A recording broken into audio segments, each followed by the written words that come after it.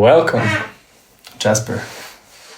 Thank you. I welcome you, the listener, the viewer, who's been following along. Or if you're The new, 5 viewers. the 5 viewers. The ones we appreciate.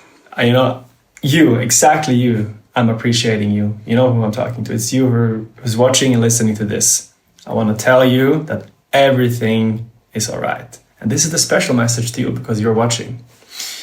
And no matter how the day goes, no matter how your life flows, you know that you're the one who grows. And if you're following up and you continue to plow, then I will welcome you to the Productive Being Show. Awesome. That's going to be our intro. This is something that is like super relevant in the past few weeks. Like with all my clients, I've repeatedly been mentioning create versus react. Just like take control of the frame, take control over the situation. And I love this. This frame is kind of like a base benchmark. I'm not sure if you have like a different view on this, but I think like fundamentally, like in personal growth, you have like that as like the fundamental kind of choice at all times. Or do you think there's like...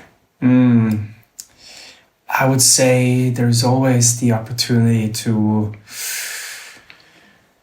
flow with the river and create with life instead of against life.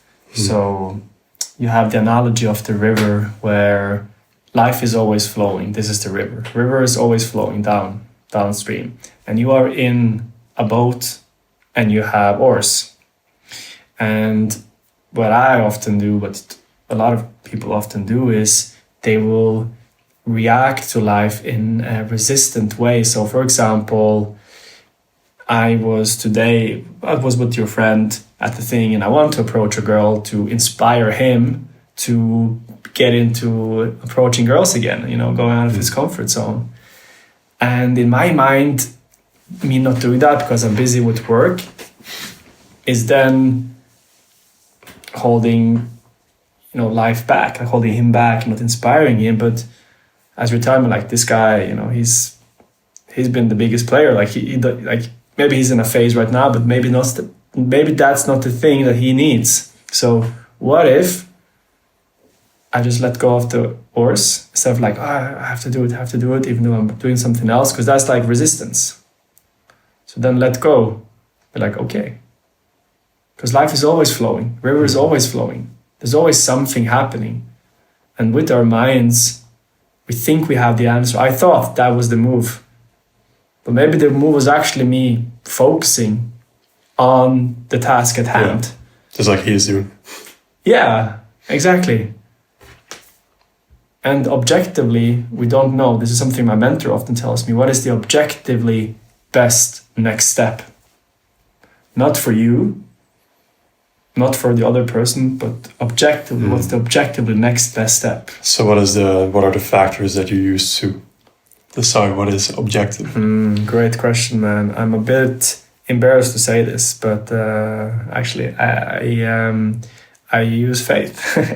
I will flip a coin, man. I will be very clear about my question. Very clear about the question. And then I will decide which one is which. And then I flip the coin. Whatever happens, I did this last night. Whatever happens, I fully commit to that. And then I don't judge. But I thought it was this. No, objectively, this is the best, even though it goes through all logic. And man, it's interesting. It feels like a little bit of hack because it's like God wills, like universe wills. The coin said it, it's like, I don't know. I don't think you can flip your way through life, but sometimes I think it's okay to just let go. Either way, the learning experience will be found, and so that's it. You will have to deal with the things that come up, and that's cool. Yeah, that's also something when you're floating down the river. You have challenges, you have rocks, you have crocodiles. And what we often do is we think about the challenge. No, no, no, no, no, no. We're just focusing on it. What happens when somebody's focusing on something? They get stressed generally. They get worried. They start to build fear, I would say. Yeah, definitely. And when you're focusing on that, you're going to crash into it. Mm-hmm. Right? You're creating it very often. What you focus is like a pilot, what he focuses on, he's going towards. So that's a sub thread. Like when pilots are flying, they're most often not 100% at course. They're off course. They're always going back at course. They always get back into focus. Yeah. So if you're focusing on the obstacle at hand, that's what you're going to create. You're going to crash into that. For sure. Yeah, and very often the obstacle doesn't exist in the first place. Yeah, and so you place it there. Yes, and it's often there to learn something, and it's very tough in the moment. You think it's so real. This is everything that matters, but how important is it to be able to take the acceptance of the challenge? Mm-hmm. And this is something I've been playing around with just for a few days now, which is like, imagine if every time a challenge comes up, instead of being like, oh no, mm-hmm. you're like, okay, let's do it, you know? Yeah, no matter what. That's what happens in the movies. Apart from if you're watching like Kevin Hart, he's like, no. But like that's what happens in the movies. Yeah. It's like, no, you go for it. You're like, yeah, okay, let's do it. And you're right. And I felt some excitement. It was early in the week. I felt some excitement. I'm like, whoa, interesting. Because then it changes the whole thing. Then it's not even about just getting over the obstacle. It's like, okay, let's see how we maneuver through this crocodile or this rock. Mm-hmm. And it becomes more about the journey. It's actually very courageous in a sense, because you're becoming more and more present and daring to not run away from the moment. Yeah. You're staying. You're not just, let me get something. Let's, for example, on a date, let's just have the sex. If you're on a sales call, just get the clothes. Mm-hmm. It's like, let's enjoy the journey. Let's be in that. And that brings pressure. Like it's tensing, and it's like opportunities. Yeah. And it can go all the ways. Yeah. And you start focusing on what the outcome is. Yes. And then it's, of course, when we are very tight on the oars, not daring to let go and let the river float us a bit. Fun as on motorbikes as well. Like motorbikes? Yeah, the more you resist, like the harder it becomes, like the easier you fall off, because you become so stressed about like gripping it tight and like becoming tense. Whereas if you just, same with the horse, where if you just like, you go with the movement of the thing, exactly same way, then it just flows. That's actually very beautiful. Wow. Have you ever rode a horse or a motorbike? Both. Oh, nice. When was that? Horse was a long time ago. My first girlfriend, she rode a horse, so I had the pleasure of being forced on there. But I very much enjoyed that. Okay. So until I got thrown off. But okay. She got like scared of, I don't know, like something weird. Yeah. And that was the end of that. Okay.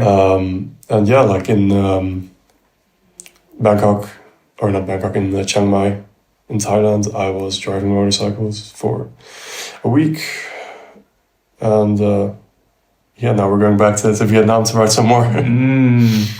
That's nice. I never tried it. Like, it sounds very freeing. It feels incredibly freeing. I think especially in Chiang Mai, which is kind of bad, but because they're very liberal with the rules there. That's kind of like, it all doesn't matter. This is the land of the free, and I'm driving this motorcycle. Beautiful. Man. Just felt like extremely, like that entire week was extremely high in vibration, just because of that. Also just riding the bike up to, for example, like the highest mountain with a Buddhist temple at the top of the mountain. Just very special. That's the thing, man. Like, what is like how like we were working this last weekend. We were going to a monastery. We were going on a 3-hour hike, and on top of the hike, after walking for 3 hours, there is not even a monastery. There's a church. There's like who built that church? Who went through all that, to build that church? And like fascinating. Like the Buddhist temple. It's yeah. Do you think they were thinking about the outcome, or they were enjoying the journey? That is interesting.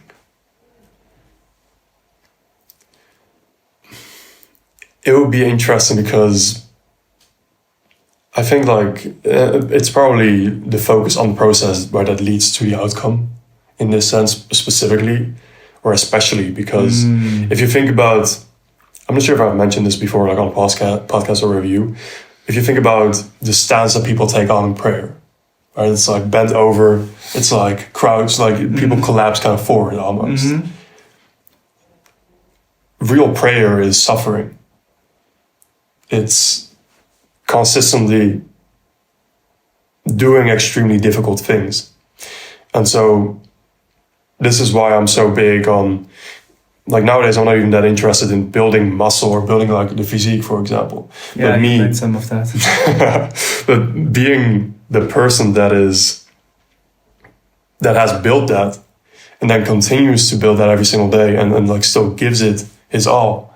Like when you are truly exhausted, you step outside of yourself to some extent. Like when I push really hard in a gym workout, my self-talk either elevates or eliminates. And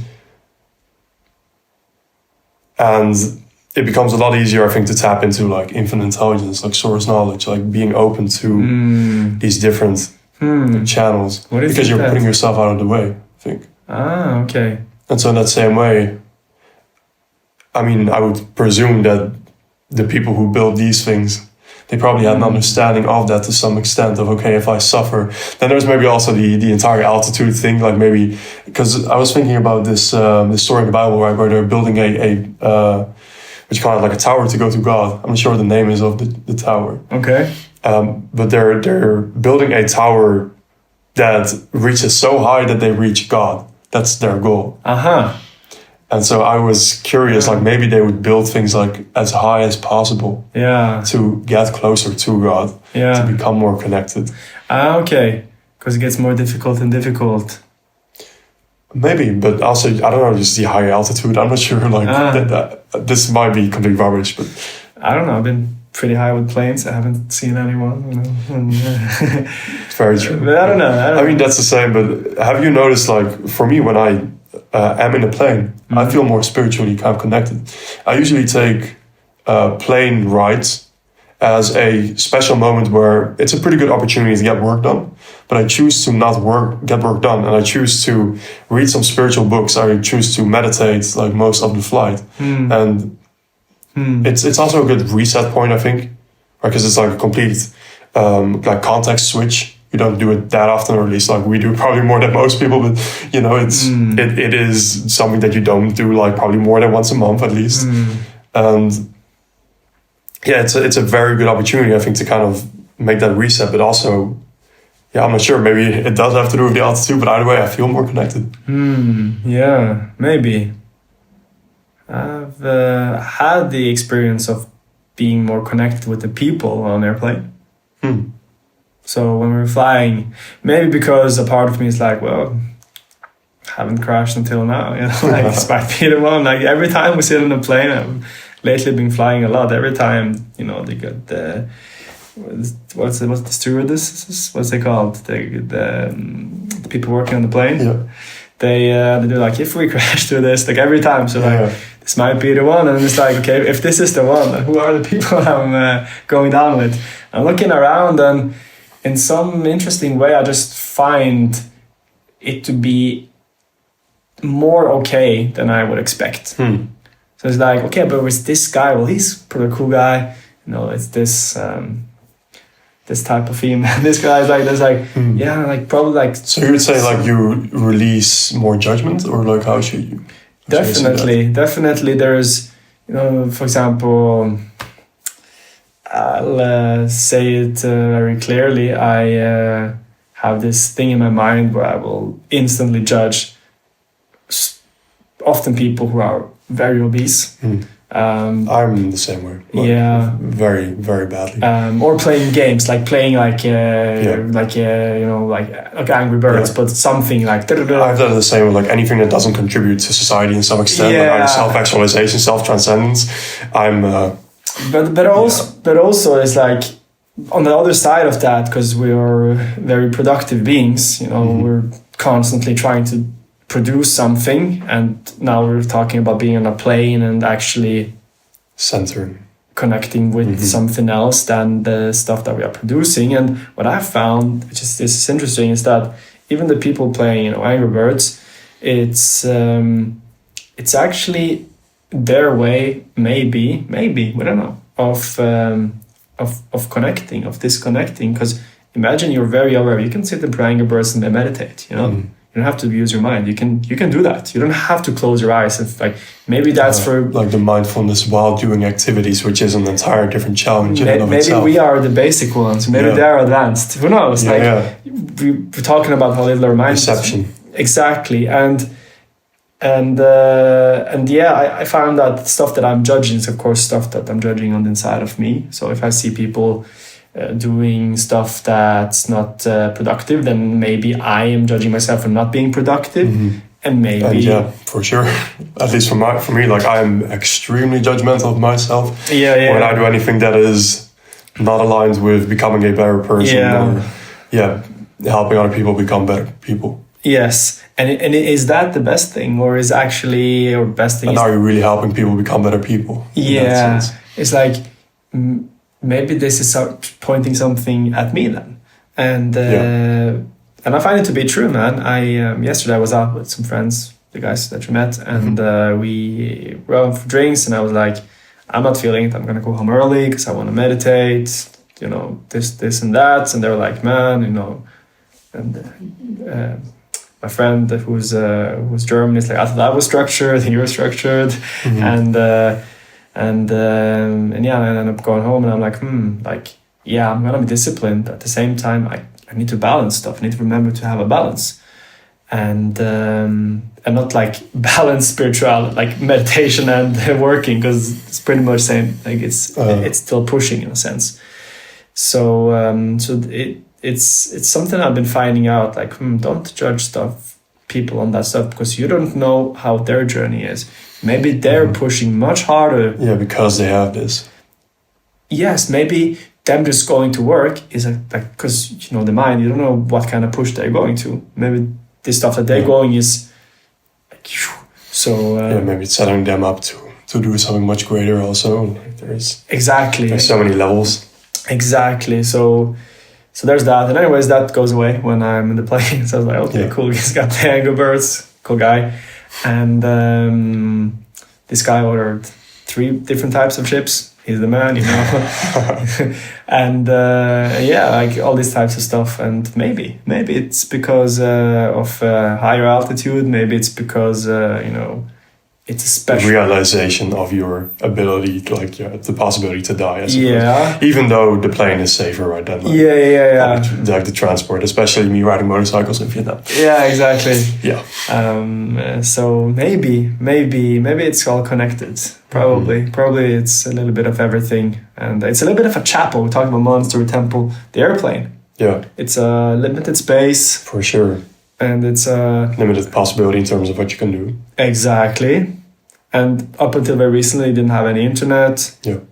And it's pretty much like a chapel. What is it? In some way, yeah. So, what is a chapel? It's what is a chapel? It's a good question.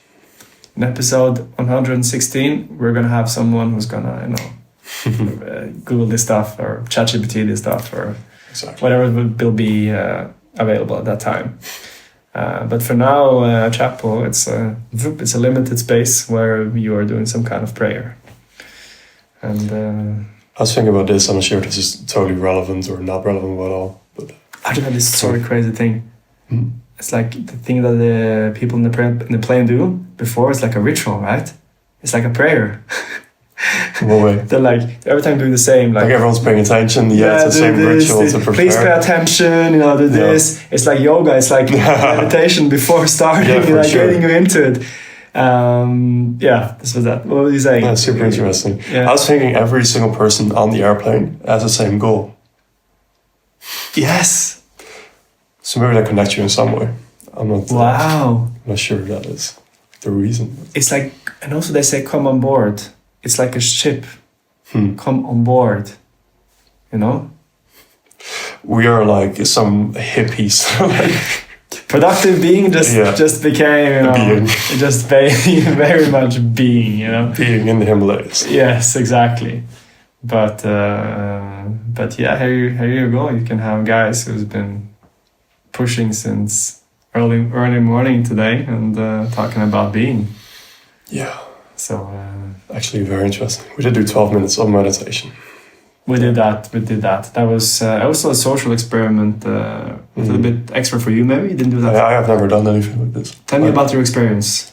Say first what we did and then your experience. For sure. So we were at a very nice co-working space. Where are we, by the way?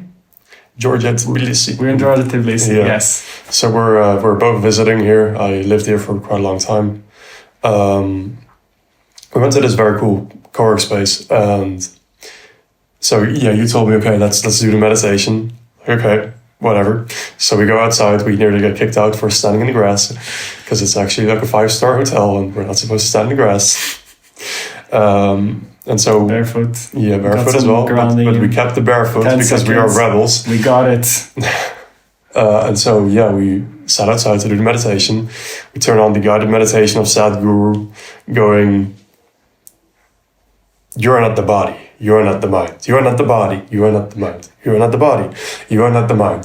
For what was that, like 5 minutes or something, with a whole bunch of people around us. Yeah, I did turn down the volume twice. You did? Yeah, you didn't notice? No. Okay, no, I definitely turned down volume twice. Okay.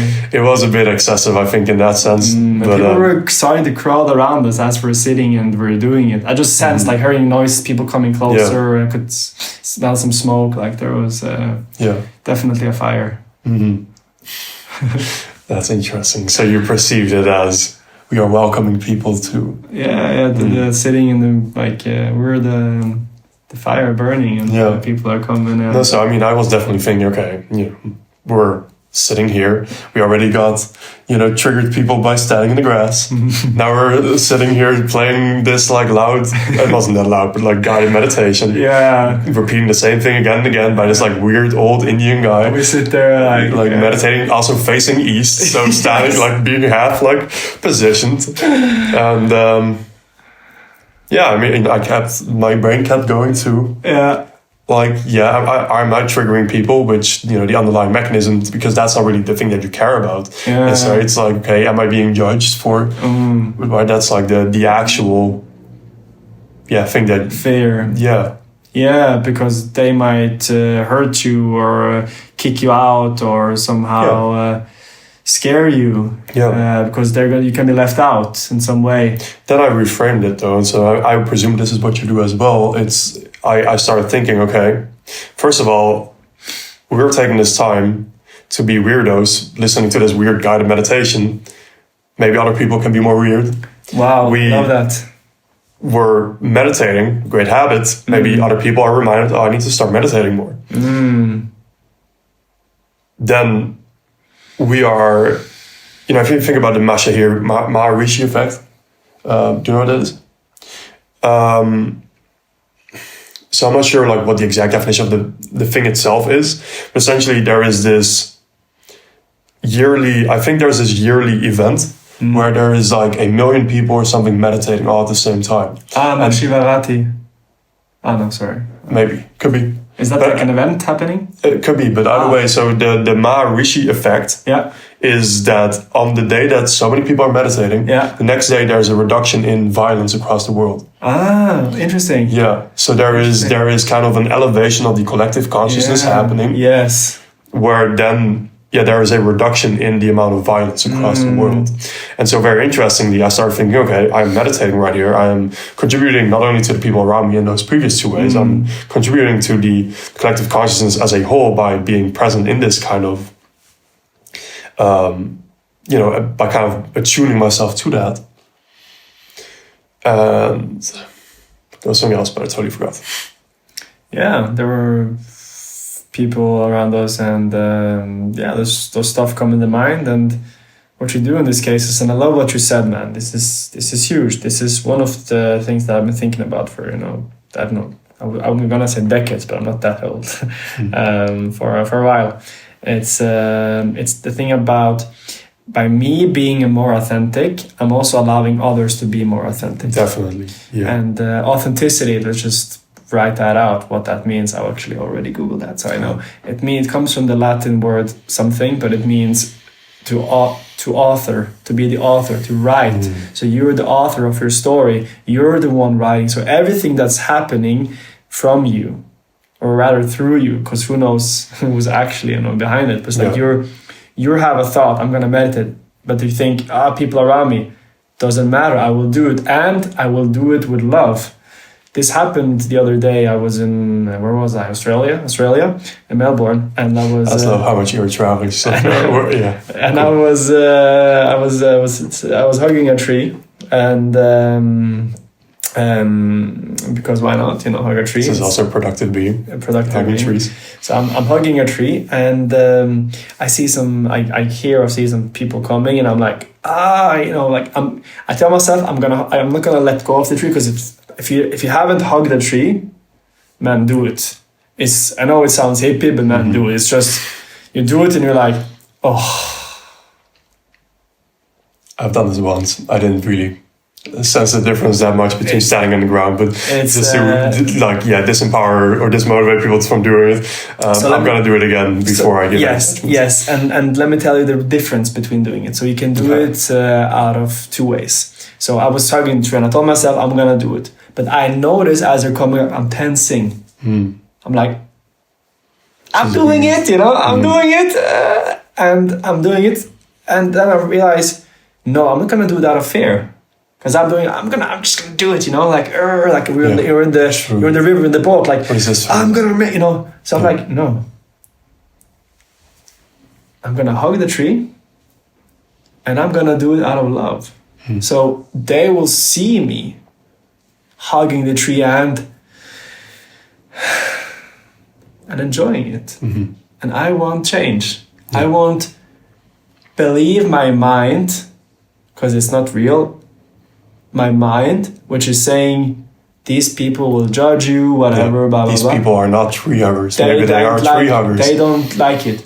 And I do it, and I'm hugging. And then something magical happens. It's this guy. He asked me. He's like, I said, this little kid. He's like, is that your girlfriend? This kid, man. That's hilarious. And I was like, wow, where did that come from, And I felt, it's gonna sound weird, but I felt it happen. Like he was allowing himself to ask that as I was letting go into love and showing that I really, and probably on a physiological level, you can sense that I'm holding differently and stuff like that. And I'm like, whoa, and then I told him, he's a kid, I cannot let him have it. So I told him yeah, man, but you can have it later, He's like, no, it's okay. And I'm like, yeah, man, it's funny. It was so funny. And this would never have happened if I didn't stay real, because I hugged it not because to prove them anything, I hugged it because I liked it. Yeah. And by me allowing myself to still hug it, and by me liking it, then I was sharing something. I was giving something real. You're sharing something to the world. Something that is actually impacting your life positively. Yeah, it's just a small thing. And then a little event happened. Yeah. Very cool. I was thinking with... completely lost it. It's the power of authenticity. No, for sure. You lose your words. That's the power of authenticity.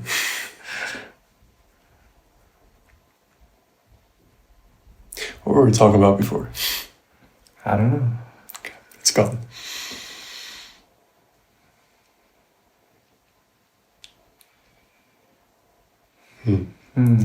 I think when with all these kind of acts of you allowing yourself to step into your true expression, it becomes a lot easier when you look at it from the concept of everyone being one, and like if you.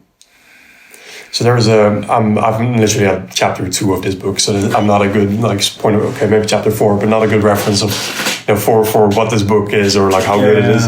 But there's a lot of reading that I've been doing recently. So for example, this is like the Universal One by Walter Russell, and interestingly, this book that he published in 1917, I think, he showed it to Nikola Tesla. Nikola Tesla was telling him to not release it for like another 100 years at least, because it was like too progressive, like too forward thinking. But from my understanding, Nikola Tesla does agree with these concepts to some extent. And so the main concept in the book is that God is kind of everything. God is, if you look at fundamentally quantum physics, the most basic form that we are, is energy. We are energy, right? We're made up of energy. Yeah. This table is energy. The air around us is energy. Everything is energy. And so, where does this energy come from? This energy was once created, right? Like everything has a source of origin. Yeah, where is this from? Exactly. It's either man-made, or it's God-made. Whatever you want to attribute God, and it doesn't have to be this weird like man in the sky. Exactly. That you see from the airplane. Yeah, exactly. The thing is, right, it's like God is just the creator, and everything around us is created. So if you look at it from that perspective, then there has to be a God, because right, like if everything around us is created, there has to be some form of creation happening. And if everybody attributes God like to be the creator, then like this is at least a symbol for creation. Let's put it that way. Now, interestingly, with this train of thinking is that we are all parts of God. The table is a part of God. Like all the matter that exists is a part of God. Yeah. And we're all just a accumulation of this. And I have no clue where I was going to go with this, but I just felt this train of thinking has been extremely impactful for me recently, where I started thinking, okay, because there's a ton of references to this as well. For example, in the Bible, it says God is light. If you look at it like energy and light, it's pretty much, I'm totally not a physicist, but I'm pretty sure that we're starting to realize, okay, it's pretty much like interchangeable in many ways. In the same way, what was I going to say? It was a book, you're talking about the book. Yeah. But authenticity also, you're creating, doing it for everyone. Everyone's part of the same, everyone is one. So no matter who you are doing it for. Yeah, you're kind of doing it for the greater good. Yes. And then you can dissolve in that. Yeah, and you can be yourself. For sure. And that's, I think, what they say. I was thinking about this. Why are they saying that? Why is I've heard a few times, authenticity is the highest frequency. Yeah. And what does that mean? It means God, right? It means aligning with the greater voice. It means the author. Yeah. It's like no fear. It's like, fear, everything's included. You're like, I feel fear, I'm doing it. Like everything is happening. And this is all through that inspiration, intuition, and your highest self, your greater good, your ability to express yourself in the way that you really want. And not think that's gonna feed your ego, but that you're like, man, I really want this. And as long as you don't do that, like at least for me, like before I started doing that, like that's no way to live. It's like not trying to push towards that, not trying to actively explore that. And even in the small things, because it doesn't have to be, we're building businesses, we're doing that, traveling the world. You can even hug a tree, you can do small things, and you can do it with love. You can do it like you can smile at a stranger, and the stranger, he or she, like, is like, but you smile, you're like, hey, and you give that good energy either way, and you don't expect anything in return. No matter what comes, you're giving, and then when you're giving, like we talked about in the taxi, you soon shall receive, because you're giving to yourself, and it sounds very up there, and a part of me actually understands it, talking about it. A part of me is like, it's still a bit logical, you know, like, but I think to the point of the doing, it doesn't matter, and to the point of being, well, that's where we are heading, right? We're going more into being and letting just the river flow. Powerful. I think we should leave it at this. A physical fist bump. Really.